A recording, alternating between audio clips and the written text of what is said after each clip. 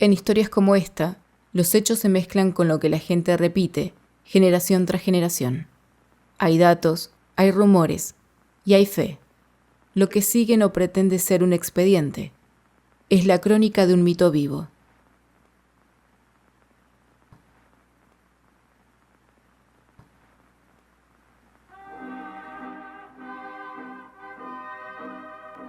Escuchen atentamente los susurros del terror en la hora de lo macabro.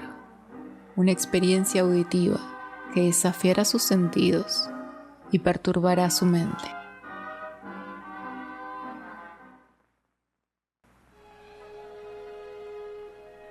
El Gauchito Gil. Lo llamaban Antonio Mamerto Gil Núñez. La tradición lo ubica viviendo en Corrientes, posiblemente nacido en 1847 y muerto el 8 de enero de 1878. Del resto, como pasa con los santos del pueblo, hay más voces que papeles. En el litoral la historia no se cuenta como en los manuales. Se cuenta al borde del camino, con el mate caliente y la mirada clavada en la distancia. Ahí donde la ruta se vuelve una cicatriz interminable, hay un color que nadie confunde: el rojo. Rojo de cintas atadas al alambrado, de banderas gastadas por el sol, de un santo sin iglesia. Y antes de ser altar, ese rojo fue sangre. Era una Argentina donde la ley tenía dos caras, la del papel y la del látigo. Un país joven y duro, el tipo de país donde la pobreza no era una etapa, sino una condena hereditaria. En ese mundo, un hombre podía ser bueno y aún así terminar marcado. Alcanzaba con estar en el lugar equivocado, mirar a quien no debías mirar, o negarte a obedecer una orden injusta. Gil fue, según las versiones, peón rural y hombre de campo.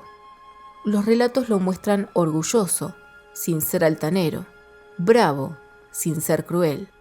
No tenía más que un caballo, un facón y una dignidad que en ciertas épocas podía ser más peligrosa que un arma. El pueblo repite una idea como si fuera oración. Gil no robaba por codicia. Si robaba, porque en algunas versiones lo cuentan así, era para repartir, para ayudar a otros, para equilibrar un poco un mundo que siempre está inclinado contra los mismos. Así nace la frontera entre héroe y bandido. Y en esa frontera nacen las leyendas. Su vida quedó atrapada en una época de guerras internas, reclutamientos forzados y persecuciones políticas. A Gil, cuentan, quisieron llevarlo por la fuerza. Y él dijo que no. Y cuando un hombre pobre se niega, la historia suele responder de una sola manera: lo convierte en fugitivo. La versión más conocida dice que desertó antes de ser enviado a una de las guerras civiles que desgarraban al país. Otras hablan de persecución política o de problemas con la policía rural. Como ocurre con todos los santos populares, las versiones cambian, pero casi todas coinciden en algo. Antonio Gil terminó perseguido, y un fugitivo en aquella época valía menos que un animal.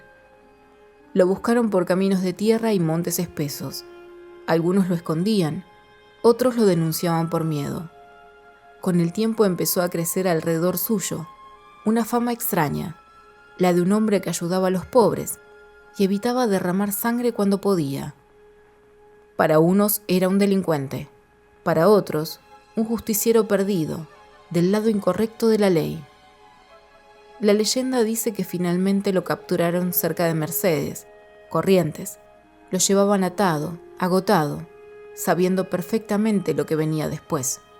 En esos años no hacía falta demasiados papeles para matar a alguien.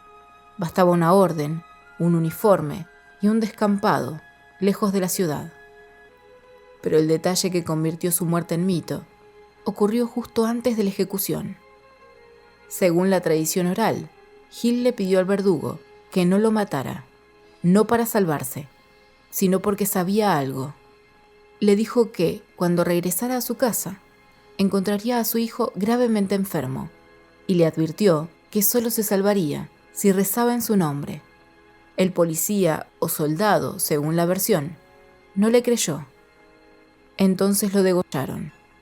Y ahí aparece el corazón más brutal de la leyenda. Un cuerpo colgado en un árbol, desangrándose lentamente, en medio del monte correntino. El mismo rojo que hoy flamea en miles de santuarios, habría empezado ahí, en la tierra embarrada alrededor de su cadáver. Cuando el verdugo volvió a su casa, encontró a su hijo enfermo, exactamente como Hill lo había dicho. Desesperado rezó por él, y el chico sobrevivió. Así nació el primer milagro. Antonio Hill había muerto como un criminal perseguido, pero en los caminos del litoral empezaba a transformarse en algo mucho más difícil de matar, una promesa. Hoy, si viajas por el litoral, y en realidad por casi toda la Argentina, te lo encontrás antes de que alguien te lo nombre. No hay un cartel oficial que lo anuncie, no hace falta, lo anuncia el color. Rojo en los alambrados, rojo en los espejos de los camiones, rojo en pequeñas capillas improvisadas que parecen crecer como hongos a la orilla del asfalto.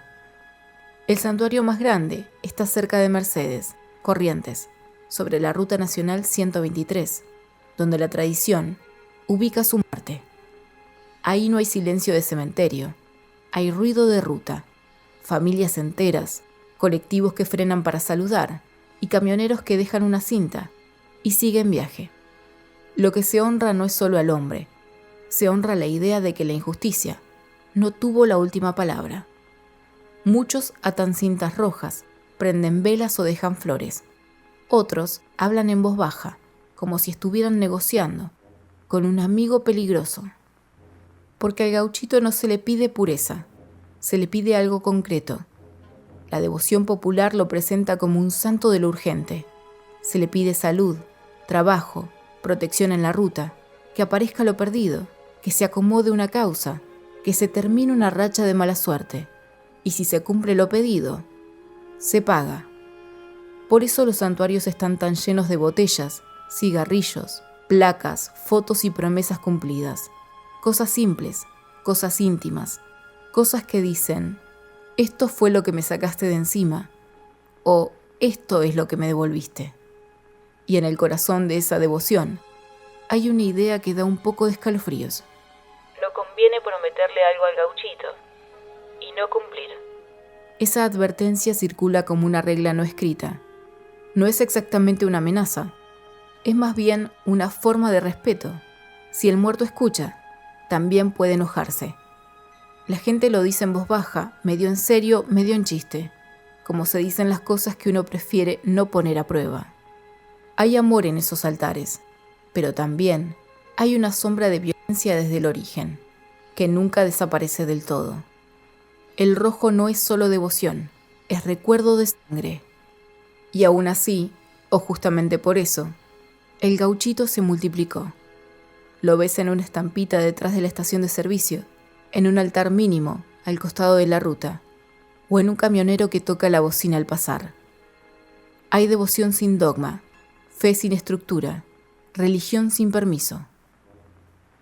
Porque al final, la pregunta que sostiene todo esto no es teológica, es humana. ¿Qué hacemos con los muertos injustos? ¿Los dejamos ir o los convertimos en algo que todavía pueda ayudar? Antonio Hill, el fugitivo, el degollado, quedó clavado en el borde del camino, como quedan las cosas que no terminan de resolverse. Y quizá por eso sigue ahí, porque cuando el pueblo decide que un muerto escucha, ese muerto de algún modo nunca termina de irse.